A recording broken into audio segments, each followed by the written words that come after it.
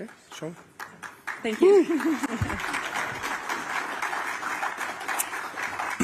Madam President, dear ministers, excellencies, guests, welcome back to day 2 of the Riga conference. I'm glad to see that we have so many survivors. I'm Eva Johansson, and this is Thomas Podogovic, and we're the moderators of Riga conference. And this is the second day. And I walked around yesterday late at night, and I interviewed a couple of you and asked, what are philosophical reflections from yesterday? And here are some of them. Everybody is living at the front line now. It's not the peace, but not the war.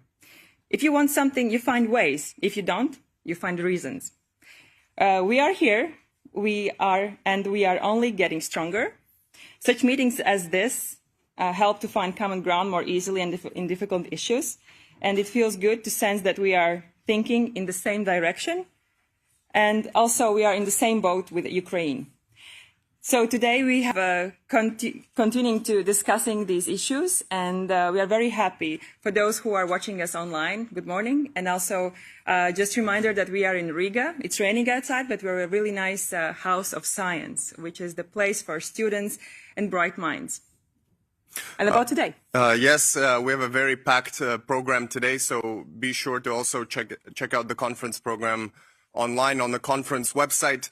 I think the minimum expectation is that today we will put all the pressing policy debates to rest on topics such as transatlantic relations, defense innovation, defense tech, what the hell is going on in Russia domestically and in terms of its external aggression, external repression, and of course security issues in the Baltic Sea, which are close to heart for many of you here. And of course, with that, the overarching questions of where does Europe fit in this new, increasingly fragmented world order? How does Europe protect its values, protect its systems, its institutions in this increasingly dangerous jungle? And to answer these questions, we will begin with a keynote speech by the President of the European Parliament, Ms. Roberta METSOLA. Madam President, the floor is yours.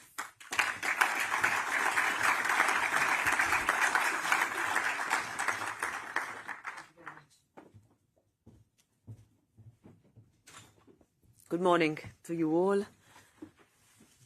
Ministers, dear ambassadors, distinguished guests, colleagues, participants, members of the European Parliament, ladies and gentlemen, thank you for having me here today. It matters that we are here in Latvia at this critical moment in our story.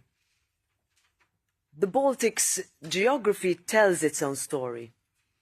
To the west, incidents in the Baltic Sea are on the rise. To the east, neighbours are growing more aggressive. The Suwalki Gap is one of the more critical points in the world. You know what it means to live at the edge of freedom. You remember what could happen, what has happened. And the point I concede to all the Latvian members of Parliament is that we should have listened to you sooner. For years, Latvia, Estonia, Lithuania, Poland, Finland, you all warned us about what was coming. You warned after the annexation of Crimea. The Kremlin-sponsored disinformation campaigns sowing discord in our society, hybrid attacks on critical infrastructure, another one as recently as last week. You kept warning us about what is happening in Zapad in 2017, in 2021. Military drills that took place just a few weeks ago prove that Russia is still rattling its saber. And you warned us about the Russian troop build-up before their illegal invasion of Ukraine. You knew very well who we are dealing with and know very well what it takes to counter it today. The political centre of gravity has truly shifted east. Just a month ago, a Russian military drone was found in the eastern part of Latvia. Since then, drones have been spotted over Poland, Romania, Denmark, Germany, and Russian fighter jets have entered Estonian airspace. These are not isolated incidents. What we are facing is a new level of provocation on land, at sea, and now in the air. It's something that I experienced firsthand. During my most recent visit to Kiev a couple of weeks ago, I could really see how drones have really become the primary weapon of war. And I think all of this must finally serve as Europe's rallying call. We cannot afford to repeat past mistakes. Europe needs to take responsibility for its own security. We must strengthen our defence capabilities, deepen our interoperability, and above all, ensure that we are better prepared. It is an understanding that I am pleased, maybe a little relieved, to say that this is starting to take hold. Defence spending has increased by more than 30%. And earlier this year, NATO members committed to raising their defence budgets to 5% of their GDP, something that would have been unthinkable even 1 year ago. It doesn't make us safer.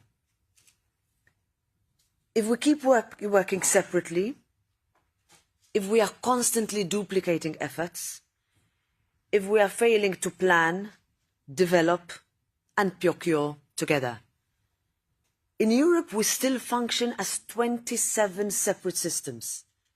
And we operate with 178 different weapon systems.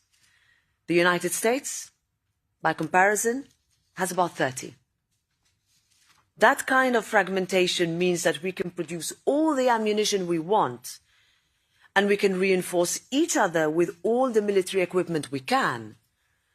But if our systems are incompatible, or if our forces are not trained to use them properly, then all our efforts risk falling short. That is what is driving up costs. It's why the European Parliament keeps emphasising, why me and my colleagues here today, including Latvian members of the European Parliament, keep emphasising on the need for better coordination, greater coherence and the capacity to operate as one system. It is what a real European security architecture must be designed to deliver. We're asked often, what do you mean by European security architecture? This is precisely what we mean. One that brings together our military, our industrial, our political and digital capacities. One that allows us to act faster, with more impact, and with one. Now, I do not want to be misinterpreted. NATO is and will always be the backbone of our collective territorial defence. And the partnership that we have with the United States is unique, there is no question about that. I think that in this dangerous world, it makes more, not less, sense to deepen partnership with like-minded partners, with Canada and the United Kingdom, for example. It's a point I recently made to leaders at the European Political Community meeting in Denmark last week. I also want to use this moment to recognise Latvia and the Baltic states' indispensable role in the NATO alliance. I deeply value your commitment and I look forward to expressing my and the European Parliament's full support for our eastern flank, including efforts to strengthen security in the Baltic Sea during my visit to Camp Padazi with Prime Minister Selina later today. At the same time, the European Union has its own role to play. And that role is only growing in crisis management, in cyber and hybrid resilience, in strategic deterrence, in building defence capabilities.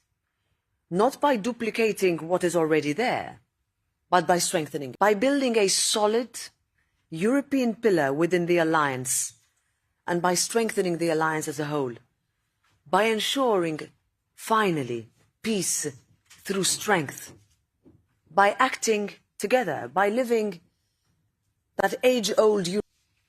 That's what Europe means. It's why the European Parliament has acted with unprecedented speed to adopt legislation that will help build economies of scale by aligning defence planning and procurement across Europe. And we are so close to reaching an agreement with Member States on the European Defence Industry Programme, remove barriers, and support our defence industry's ability to develop and deliver with Ukraine's industrial base.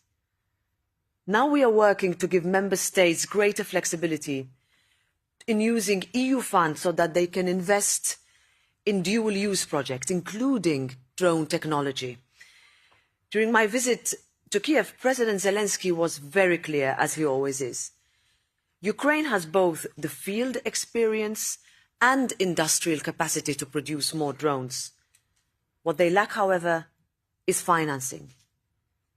With Latvia a leader in this field, I know that this kind of funding can have. Support like this strengthens Ukraine's defence, but it also strengthens Europe's readiness. And it is precisely why we are pushing dual-use financing also in the discussion on the next. Now, ladies and gentlemen, I've spoken a lot about what the European Parliament is doing, what we are doing together, and what I think is needed to make our defence system stronger and more resilient, to build a security ecosystem that safeguards our territory and our people. This will matter if we don't keep the war in Ukraine at the top of our agenda. Each of us has a role to play in. Now, we can agree or disagree about many things here, but one fact is indisputable. Ending the purchase of Russian gas and energy strikes at the very heart of Russia's war machine. We will do it faster than expected, and we will look to allies and partners. We should be proud of how far Member States have gone in disentangling themselves from Russian energy, but we must go even further. Of course, phasing out these dependencies must be accompanied by a plan. But the excuses that have held us back for so many years until now are far, far from insurmountable. The same holds true on frozen Russian assets. At the end of the day, all of this, all our efforts coming together and really doing what was impossible a year, 2, 3, 4, 5 years ago. This comes down to sustaining genuine peace. And it has come, in a way, to us as a surprise, I would say, as political representatives, as elected politicians, when we ask, what do we mean by peace? It's a word that we took for granted. It's a word that I was never asked about when my country joined the European Union together with this country, and we would be looking at economic stability, we would be looking at how we would grow as part of a strategic common projects. But what we perhaps forgot is that the European Union, at its very core, is a peace project. And peace takes effort. So when yesterday, after 733 long nights, an agreement that would see the remaining hostages released and a ceasefire in Gaza was something that we welcomed so much. This is a moment for peace and renewal in the Middle East. It opens a path that could finally end the intergenerational cycle of violence, of suffering and terror that has plagued the region. It must be respected and it must be thoroughly implemented. Peace is never easy.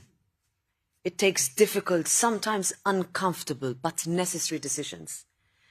Whether that's playing a constructive role in ensuring the Gaza peace agreement holds, whether that is standing with Ukraine and remaining steadfast in the principle of nothing about Ukraine without Ukraine, merit-based enlargement as a clear geopolitical strategic priority, whether that's supporting democracy and countering Russian intimidation in our neighbourhood. The election results in Moldova were encouraging, but make no mistake, the story is far from over. Or, as I said at the very start of my few words today, whether that's pushing Europe to take responsibility over its own security.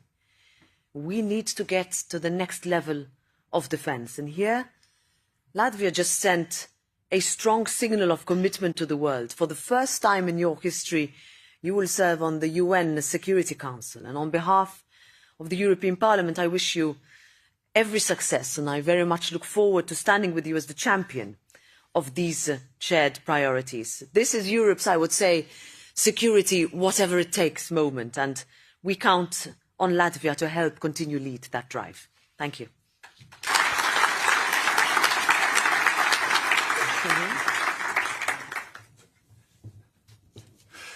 Thank you so much, Madam President, for your words of inspiration and really the clear-eyed, piercing analysis. I think we can all agree that the time for excuses is indeed over, and building this security ecosystem, sustaining long-term support for Ukraine, and disentangling from Russian energy other dependencies is absolutely the way forward.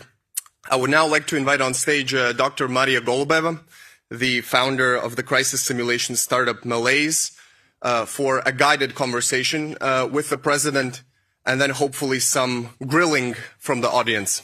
Thank you.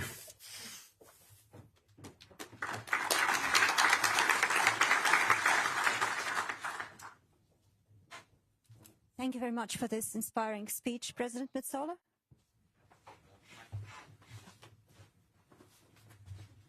And the first question is not going to, and welcome to the Riga conference, and the first question is probably not going to come as much of a surprise. We are here in the Nordic-Baltic region. It probably plays a special role. So my first question to you is, how do you see the role of the Nordic-Baltic region in the security and defense architecture of Europe, especially the security, which is not just of it, and both as a region which has a lot to share, the experience to share from being so close to Russia, but also, of course, as beneficiary of the new European security and defense policies?